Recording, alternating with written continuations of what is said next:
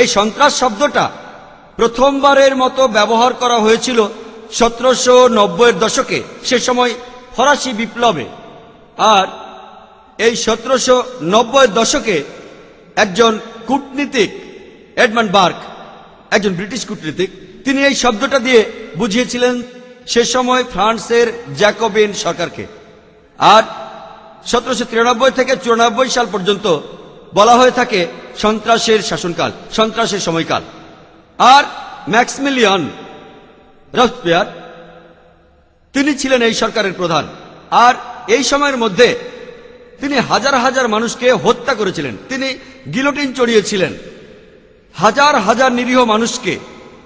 ইতিহাস এখন আমাদের বলে যে রবস্পিয়ার তখন 5 লক্ষেরও বেশি মানুষকে অ্যারেস্ট করেছিল, আর তার মধ্যে 40,000 মানুষকে হত্যা করা হয়েছিল। 2 লক্ষেরও বেশি মানুষের হয়েছিল নির্বাসন, আরো 2 লক্ষেরও বেশি মানুষ জেলখানার ভেতরে অনাহারে আর অত্যাচারে মারা গেছে। তাহলে এই সন্ত্রাস শব্দটা প্রথম ব্যবহার করা হয়েছিল ফরাসি বিপ্লবের সময় বিপ্লবীদের বোঝানোর জন্য।